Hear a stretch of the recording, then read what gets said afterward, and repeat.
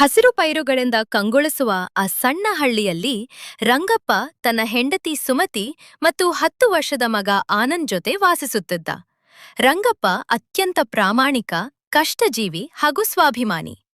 ಆ ಊರಿನ ದೊಡ್ಡ ಜಮೀನ್ದಾರ ಶಿವಪ್ಪನವರ ತೋಟ ಮತ್ತು ಗದ್ದೆಗಳಲ್ಲಿ ದಿನವಿಡೀ ಜೀತದಾಳಾಗಿ ದುಡಿಯುವುದೇ ಅವನ ಕಾಯಕವಾಗಿತ್ತು.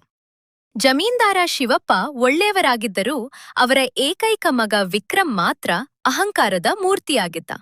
ತಂದೆಯ ಆಸ್ತಿ ಮತ್ತು ಅಧಿಕಾರದ ಕೊಬ್ಬಿನಿಂದ ಅವನು ಬಡವರನ್ನು ಮನುಷ್ಯರೆಂದೇ ಪರಿಗಣಿಸುತ್ತಿರಲಿಲ್ಲ.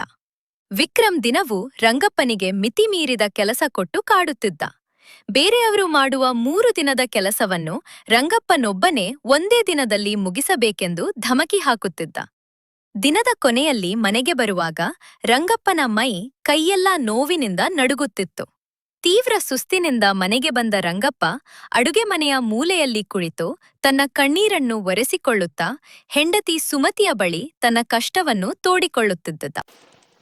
ಯಾಕ್ರಿ ಇವತ್ತು ಮುಖ ಅಷ್ಟೊಂದು ಬಾಡಿದೆ? ಮೈಯೆಲ್ಲ ರಕ್ತ ಎಪ್ಪುಗಟ್ಟಿದ ಹಾಗೆ ಕಪ್ಪಾಗಿದೆಯಲ್ಲ. ಆ ಜಮೀನ್ದಾರ ಮಗ ಮತ್ತೆ ಏನಾದ್ರೂ ಅನ್ನ? ಏನು ಹೇಳಲಿ ಸುಮತಿ, ಇವತ್ತು ಮಧ್ಯಾಹ್ನ ನೆತ್ತಿ ಸುಡುವ ಬಿಸಿಲಿನಲ್ಲಿ ತೋಟದ ಬಾವಿಯಿಂದ 100 ಬಕೆಟ್ ನೀರು ಸೇದಿ ಗಿಡಗಳಿಗೆ ಹಾಕಿದೆ. ಕೈ ಸೋತು ಪ್ರಾಣ ಹೋದ ಹಾಗೆ ಆಯಿತು ಅಂತ 1 ನಿಮಿಷ ಮರದ ಕೆಳಗೆ ಕೂತೆ. ಅಷ್ಟಕ್ಕೆ ಆ ವಿಕ್ರಮ್ ಕುದುರೆಯ ಮೇಲೆ ಬಂದು, ಲೋ ಸೋಮಾರಿ ರಂಗಪ್ಪ, ನನ್ನ ದುಡ್ಡಿನಲ್ಲಿ ಬಂದು ಇಲ್ಲಿ ಹರಟೆ ಹೊಡೆಯುತ್ತಾ ವಿಶ್ರಾಂತಿ ತಗೊಳ್ತಿದ್ದೀಯಾ ಅಂತ ಬೆತ್ತದಿಂದ ಬೆನ್ನಿಗೆ ಹೊಡೆದ. ಹೆತ್ತ ಮಗನ ವಯಸ್ಸಿನ ಅವನ ಕೈಯಲ್ಲಿ ಹೀಗೆಲ್ಲ ಅನ್ಯಾಯವಾಗಿ ಒದೆ ತಿಂದು ಮಾತು ಕೇಳಿಸುವಾಗ ಈ ಜೀವ ಭೂಮಿಗಿಳಿದು ಹೋಗಿಬಿಡಲಿ ಅನಿಸುತ್ತದೆ ಸುಮತಿ.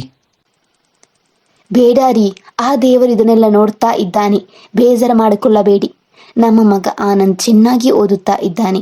ಅವನು ದೊಡ್ಡವನಾಗಿ ಒಂದು ಒಳ್ಳೆ ಕೆಲಸಕ್ಕೆ ಸೇರಿದರೆ ನಮ್ಮ ಈ ಎಲ್ಲ ಕಷ್ಟಗಳು ತೀರುತ್ತವೆ. ಅಲ್ಲಿಯವರೆಗೆ ಈ ಭಗವಂತನೇ ನಮಗೆ ದಿಕ್ಕು. ಸಹಿಸಿಕೊಳ್ಳೋಣ. ಅವರ ಮಾತುಗಳನ್ನು ಮನೆಯ ಮೂಲೆಯಲ್ಲಿ ಹರಿದ ಚಾಪೆಯ ಮೇಲೆ ಮಲಗಿದ್ದ ಮಗ ಆನಂದ್ ಕೇಳಿಸಿಕೊಳ್ಳುತ್ತಿದ್ದ. ಹೆತ್ತವರ ಕಣ್ಣೀರು ಆ ಪುಟ್ಟ ಬಾಲಕನ ಮನಸ್ಸನ್ನು ಚುಚ್ಚುತ್ತಿದ್ದವು. ಹೀಗಿರುವಾಗ ಒಂದು ದಿನ ಜಮೀನ್ದಾರ ಶಿವಪ್ಪನವರ ಹಳೆಯ ವಾಡೆಯಲ್ಲಿ ದೊಡ್ಡ ಗದ್ದಲ ಉಂಟಾಯಿತು. ಜಮೀನ್ದಾರರ ಮುತ್ತಾತಂದಿರ ಕಾಲದ ಅತ್ಯಂತ ಪ್ರೀತಿಯ ಅಮೂಲ್ಯವಾದ ಚಿನ್ನದ ಲೋಟ ಪೂಜಾ ಕೋಣೆಯಿಂದ ಕಾಣೆಯಾಗಿತ್ತು. ಇಡೀ ಮನೆಯನ್ನು ಜಾಲಾಡಿದ್ರೂ ಅದು ಸಿಗ್ಲಿಲ್ಲ. ಆಗ ದುಷ್ಟ ವಿಕ್ರಮ್ಗೆ ರಂಗಪ್ಪನ ಮೇಲೆ ಇದ್ದ ಕೋಪ ತೀರಿಸಿಕೊಳ್ಳಲು ಒಂದು ಸುವರ್ಣ ಅವಕಾಶ ಸಿಕ್ಕಂತಾಯ್ತು. ಅವನು ರಂಗಪ್ಪನನ್ನೇ ಗುರಿ ಮಾಡಿ ಇಡೀ ಊರಿನ ಮುಂದೆ ದೊಡ್ಡ ಪಂಚಾಯಿತಿ ಕರೆದನು. ಲೋ ರಂಗಪ್ಪ, ನಿನ್ನ ಯೋಗ್ಯತೆಗೆ ನನ್ನ ಮನೆಯೊಳಗೆ ಬರೋಕ್ಕೆ ಬಿಟ್ಟರೆ ನನ್ನ ತಂದೆಯವರ ಪ್ರೀತಿ ಚಿನ್ನದ ಲೋಟವನ್ನೇ ಕದ್ದು ಬಿಡ್ತೀಯ. ನಿನ್ನೆ ಸಂಜೆ ನೀನು ಒಬ್ಬನೇ ಪೂಜೆ ಕೋಣೆಯ ಕಡೆ ಕಸ ಗುಡಿಸುತ್ತಿದ್ದೆ ಅಂತ ಕಾವಲುಗಾರರು ಹೇಳಿದ್ದಾರೆ. ಎಲ್ಲಿದೆ ಆ ಲೋಟ? ಮರ್ಯಾದೆಯಿಂದ ಒಪ್ಪಿಕೊ, ಇಲ್ಲದಿದ್ದರೆ ಚರ್ಮ ಸುರಿದು ಬಿಡ್ತೀನಿ. ಬುದ್ಧಿ ದೊರೆ, ನಿಮ್ಮ ಪಾದದ ಮೇಲೆ ಆಣೆ ಮಾಡಿ ಹೇಳ್ತೀನಿ, ನಾನು ಕದ್ದಿಲ್ಲ ಸ್ವಾಮಿ. ಹೊಟ್ಟೆಗೆ ಇಟ್ಟು ಇಲ್ಲದಿದ್ದರೂ ಪರವಾಗಿಲ್ಲ, ಜನ್ಮದಲ್ಲೂ ಬೇರೆಯವರ ಸೊತ್ತಿಗೆ ಆಸೆ ಪಡುವ ಕೆಟ್ಟ ಬುದ್ಧಿ ನನಗಿಲ್ಲ. ಬುದ್ಧಿ, ನನ್ನನ್ನು ನಂಬಿ ಸ್ವಾಮಿ.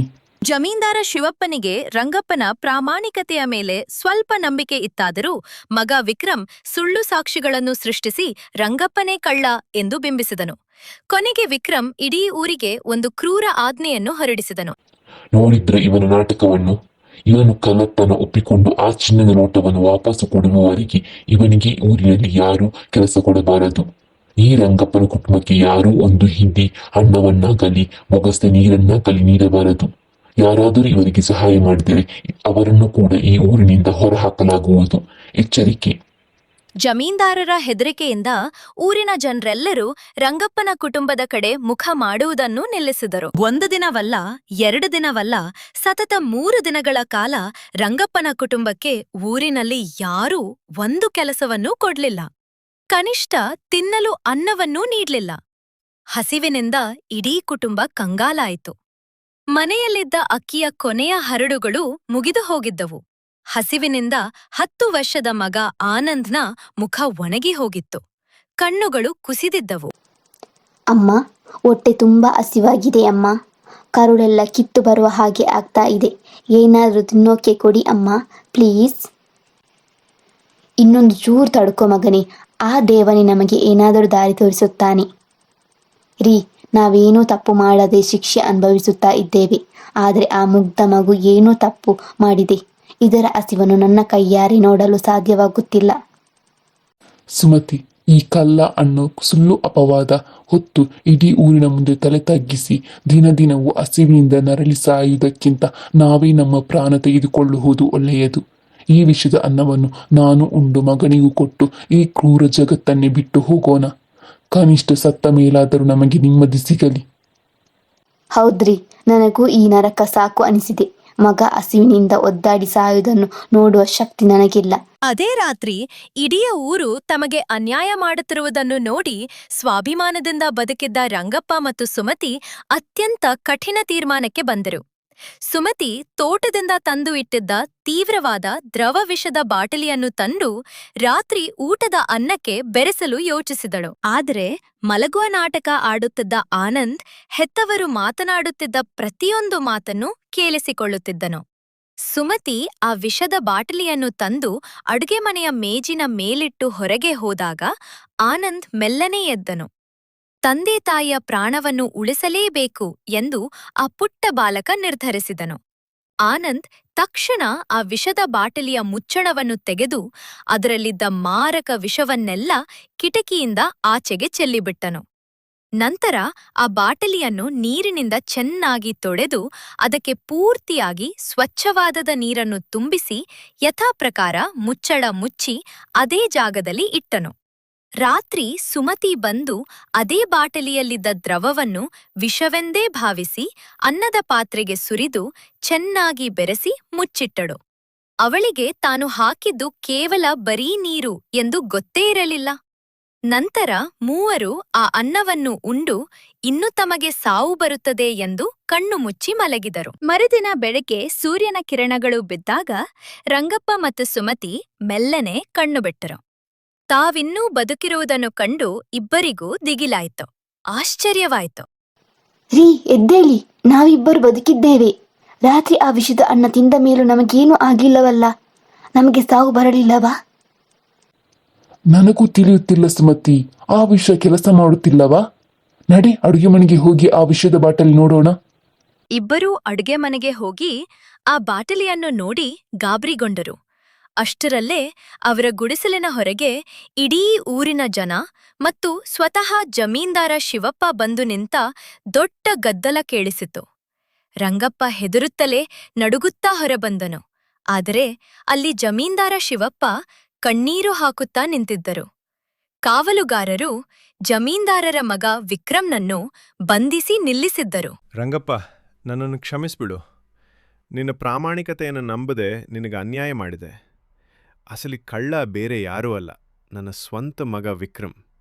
ಅವನೇ ಆ ಚಿನ್ನದ ಲೋಟವನ್ನು ಕದ್ದು ಪಕ್ಕದೂರಲ್ಲಿ ಮಾರಲು ಹೋಗಿ ರೆಡ್ ಹ್ಯಾಂಡ್ ಆಗಿ ಸಿಕ್ಕಿಬಿದ್ದಿದ್ದಾನೆ.